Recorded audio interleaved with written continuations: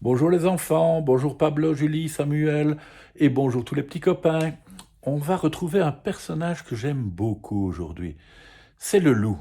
Ah oui, si on m'appelle Palou, c'est parce que j'aime bien le loup. Et le loup, c'est pas le grand méchant loup, hein. Non, non, c'est un gentil loup ici. Vous le connaissez sûrement. Le loup, il voulait faire le tour du monde. C'était l'hiver dans la forêt, et Loup s'ennuyait à longueur de journée. Même ses amis ne savaient plus quoi faire pour lui. Un matin, il se regarda dans son miroir et s'écria « J'ai trouvé, je vais voyager, voir d'autres pays, j'en ai toujours rêvé. » Aussitôt dit, aussitôt fait. Sa valise fut bouclée.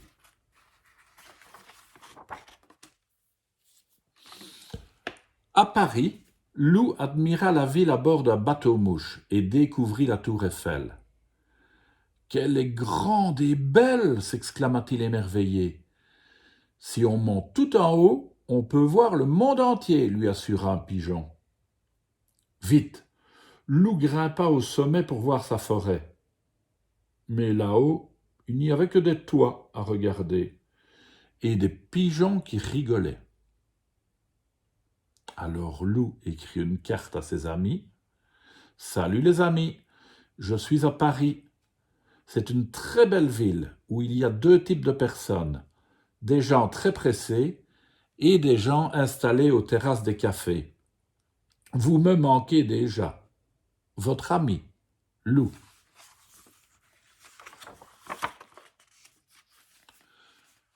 À Londres, Lou visita la ville avec des écureuils fort sympathiques. Puis il se rendit au palais de Buckingham. « Je voudrais rencontrer la reine d'Angleterre, s'il vous plaît, » demanda-t-il au garde devant l'entrée. Le garde ne bougea pas. Lou essaya de passer sur le côté, mais le garde se mit à hurler « Ô loup, la reine est en danger !» Le pauvre loup fut attrapé et jeté dans un vieux cachot. Par chance, la reine avait tout vu depuis son balcon, et elle le fit libérer de prison. Prendre le thé avec le loup, j'en ai toujours rêvé, expliqua-t-elle à ses sujets. En Italie, le loup mangea des pâtes, des pizzas et des glaces à tous les repas. Mamma mia, comme il se régala. À Rome, il fit le tour des musées, mais il en eut vite assez. À Venise, il fit un tour en gondole, mais sans sa louve chérie, tout lui semblait moins joli. Alors il lui écrit « Ma louve chérie, aujourd'hui j'ai visité Venise, la ville des amoureux. C'était beau, mais tu m'as beaucoup manqué. Alors je voulais te demander, est-ce que tu veux te marier avec moi? Ton loup. »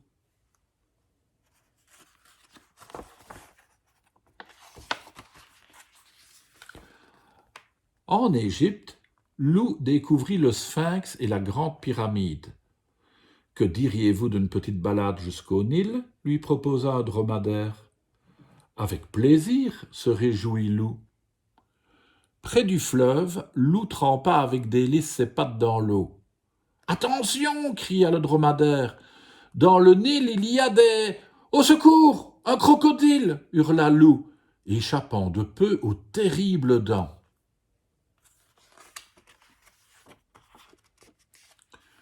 Au Kenya, Lou fit un safari. Au volant d'une jeep, il partit à la découverte de la savane. C'était l'heure la plus chaude de la journée, et les animaux étaient réunis autour de la mare. « Bonjour la compagnie, » dit Lou. « C'est quoi ça ?» demanda le zèbre. « Je sais pas, » répondit l'hippopotame. « Une sorte de hyène, peut-être, » suggéra le lion. « Mais non, je suis un loup. »« Un loup! Ah, sauf qui peut !» hurlèrent les animaux terrorisés. Et ils disparurent dans les fourrés, laissant le pauvre loup seul et dépité.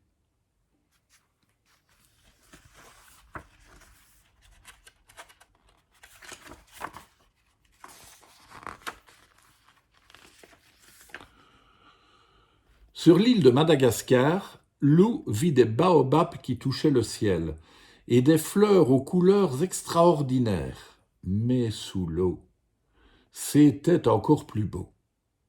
Lou nageait au milieu de poissons multicolores quand soudain un requin-baleine surgit près de lui. « Au secours, à moi !» cria Lou.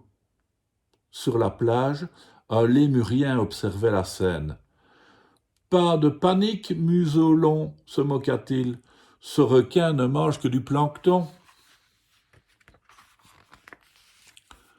Au Népal, Lou escalada l'Everest, la plus haute montagne de l'Himalaya. Arrivé au sommet, il s'assit pour se reposer. Il ne vit pas tout de suite l'horrible créature qu'il observait. « Bienvenue chez moi, bel étranger, roucoula demoiselle Yeti. Je pourrais te manger, mais tu es trop mignon. Je préfère t'épouser. Ah, ça non, cria Lou, et il prit ses pattes à son cou. Il dévala la montagne, traversa la vallée et le pays tout entier. À bout de souffle, Lou s'arrêta au pied de la muraille de Chine. Il y avait là un grand panda qui prenait son repas. « Que se passe-t-il, noble étranger ?» s'inquiéta le panda. « Vous semblez bien pressé. »« Un yéti me poursuit. Pouvez-vous m'indiquer l'aéroport le plus proche, s'il vous plaît ?»« Avec plaisir, répondit le panda. Mais avant cela, voulez-vous partager mon repas ?»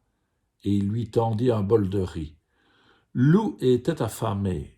Il ne se fit pas prier. Mais pendant ce temps-là, il y a quelqu'un qui le regardait.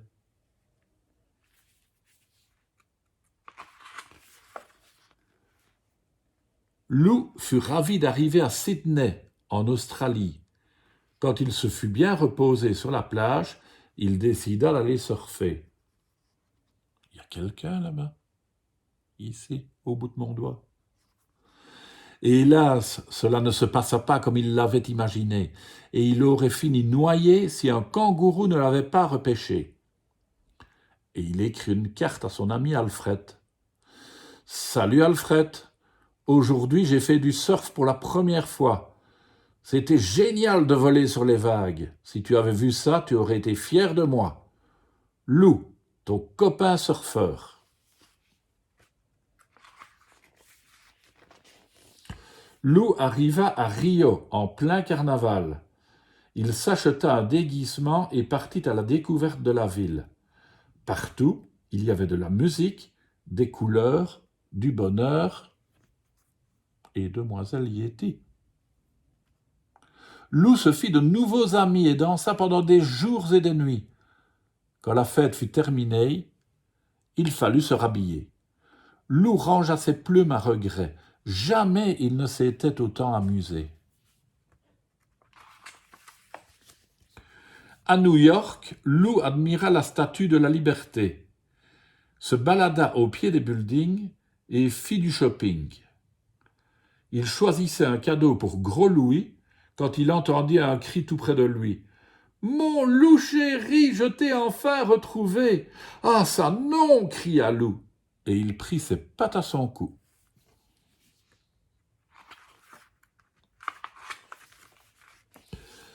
Bienvenue au Québec. Lou traversa des plaines, des déserts et des étendues boisées. À bout de force, il s'arrêta devant un chalet et s'y cacha. Mais est-il bien caché? Bienvenue au Québec, le salua un caribou. Lou s'endormit en un clin d'œil. Quand il se réveilla, il s'écria. « J'en ai assez de voyager. C'est décidé. Je rentre dans ma forêt. » Lorsqu'il arriva chez lui, Lou poussa un grand soupir de satisfaction. Quel bonheur de retrouver sa maison!